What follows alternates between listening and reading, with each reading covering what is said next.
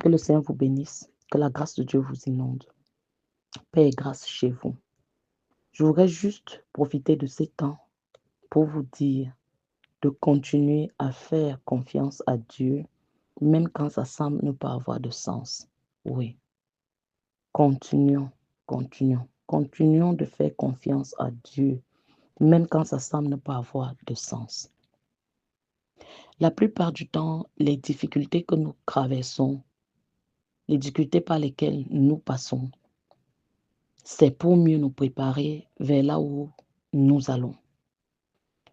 Nous pensons des fois que la bénédiction, c'est seulement le mariage, l'enfantement, la promotion, l'emploi, les voyages. Bien aimé, mais il y a aussi des bénédictions qui proviennent des moments durs. Oui, on grandit plus dans les moments durs que dans les bons moments. C'est comme une graine. Vous pouvez prendre une graine et la garder dans le placard. Elle ne germera jamais. Elle ne deviendra jamais ce pourquoi elle a été créée. Cette graine, pour qu'elle devienne ce pourquoi elle a été créée, doit être plantée. Elle doit être enterrée. Alors elle se retrouve dans le noir.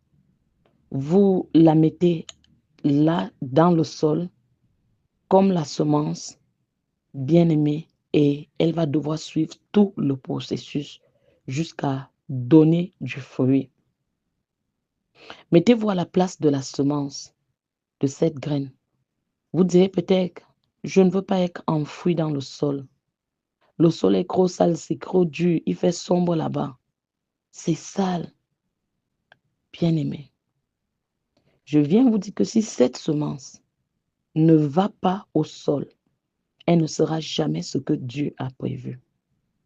Nous avons des graines en nous qui doivent grandir sur notre potentiel. Mais ce qui nous décourage, bien-aimé, c'est que ça ne s'est pas passé comme je veux. Ce qui nous décourage la plupart du temps, c'est que nos pensées ne sont pas les pensées de Dieu et nos voix ne sont pas les voix de Dieu.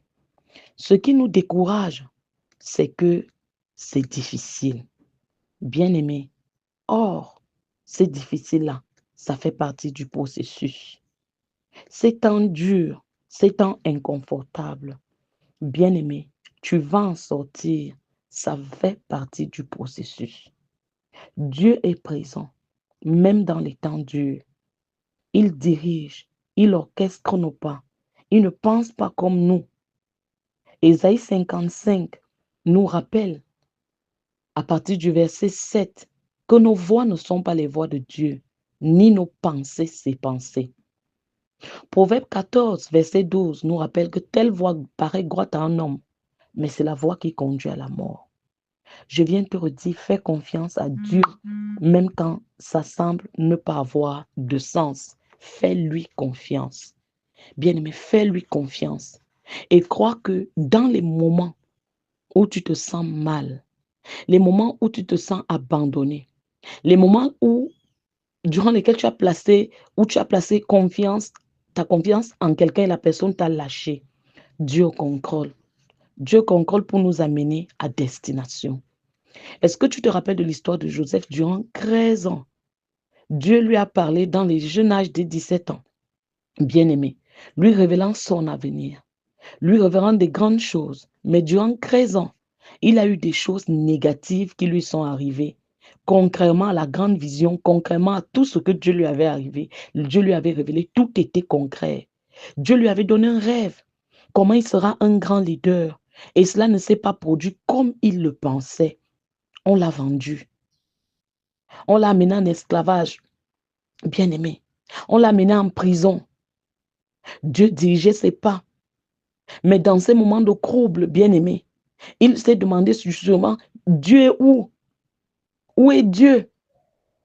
Il aurait pu dire que Dieu, ne parce que le temps le conduit dans le mauvais sens. Il pourrait dire que Dieu l'a abandonné. Comment est-ce que je viens d'avoir une grande révélation comme ça et je me retrouve dans la fosse? Après, je me retrouve en esclave chez Potiphar. Après, accusé à tort et j'étais en prison.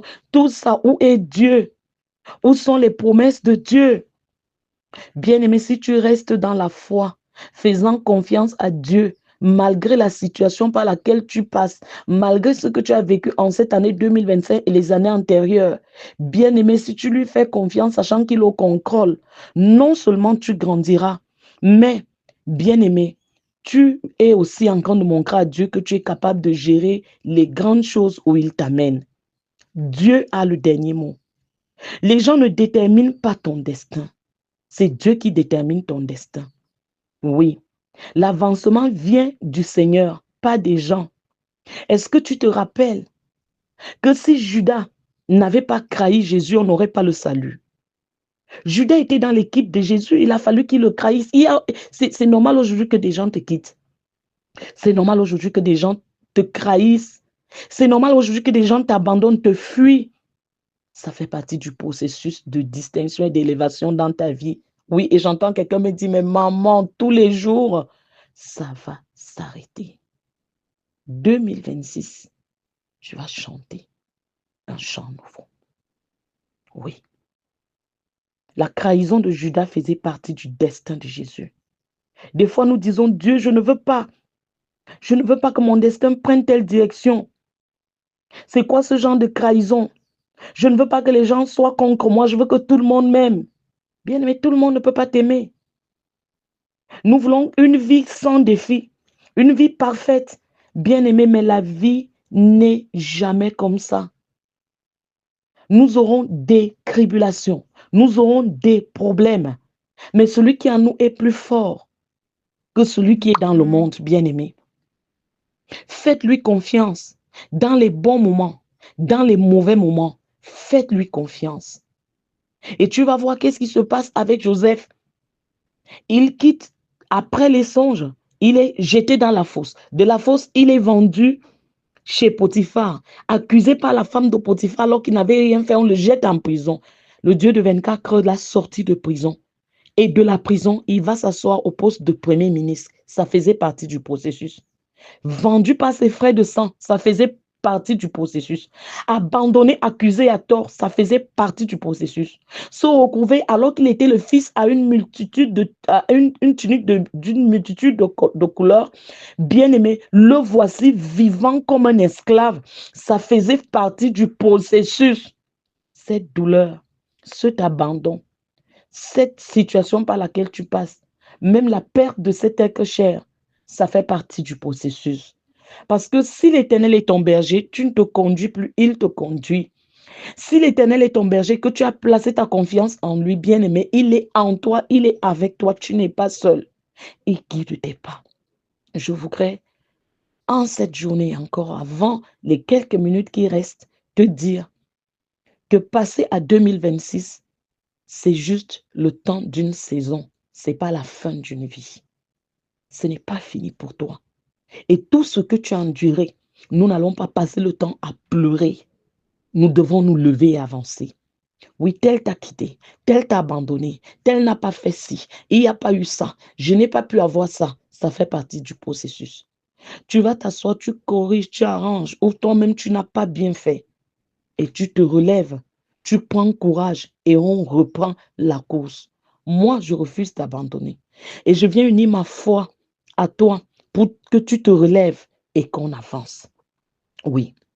Est-ce que tu te rappelles de l'histoire de David? David a été roi à quel âge? Par le prophète Samuel dans la maison de son père Isaïe. L'accomplissement de la royauté de David, ça a pris combien de temps? Il est arrivé des moments où David a joué les fous. David s'est caché. David a été rejeté. David a été trahi. À peine l'onction est descendu sur lui, les batailles ont commencé. Bien-aimé. Mais finalement, David n'a jamais abandonné Dieu. David ne s'est pas suicidé. Que l'esprit de découragement, de suicide te lâche. Que l'esprit qui t'amène à être en haine envers tout le monde te quitte. Arrête ça. Relève-toi. Il a avancé avec son Dieu. Il a persévéré avec son Dieu. Bien-aimé, des fois, ce que tu penses être le moment le plus sombre de ta vie, c'est ça qui lance ta vie. Et même dans les ténèbres, Dieu est avec toi et il te bénit. Donc, si tu restes dans la foi, même dans les moments sombres, Dieu fera germer quelque chose dans ta vie. Quelque chose va fleurir de toi. Ne sois pas aigri. Oh, pourquoi c'est arrivé? Pourquoi, Seigneur, tu m'as laissé avancer avec ce dossier, avec cette relation? Dira quelqu'un jusqu'à ce niveau. N'est-ce pas, tu connaissais déjà tout depuis le début? Oui, bien-aimé, c'est dur. La perte d'un enfant, d'un conjoint. Pourquoi, Seigneur? Pourquoi je passe par ceci? Pourquoi au jour d'aujourd'hui, telle situation m'arrive? Bien-aimé, continue d'avancer avec Dieu. Continue d'avancer avec Dieu. Il est le Dieu qui te donne un diadème au lieu de la sangle. Il est le Dieu qui te donne de sortir victorieux de toutes ces situations et toutes ces choses par lesquelles tu passes. Bien-aimé, Dieu te travaille. Dieu te prépare pour le meilleur. Dieu te muscle. Tu deviens plus fort. Tu prends de la sagesse. Dieu te fait traverser des périodes dures dans ta vie. Bien-aimé, au jour d'aujourd'hui, pour un merveilleux avenir. Et tu verras, regarde ta vie 4 ans en arrière. Tu diras Seigneur merci. Et quand tu regarderas encore ta vie 4 ans en arrière, tu diras encore Seigneur merci. Dieu ne t'a pas abandonné. Continuons de lui faire confiance, même quand tout semble dur, même quand tout semble contre nous. Que le Seigneur te bénisse. Que la grâce de Dieu t'inonde. Reprends courage. Sois fortifié. J'appelle sur toi l'esprit de force, l'esprit de courage, l'esprit de persévérance. Nous, que Jésus allait jusqu'au bout. Ça faisait partie du processus. Tout ce que tu as subi de bizarre au cours de cette année et même les années antérieures, Dieu en toi, il est avec toi.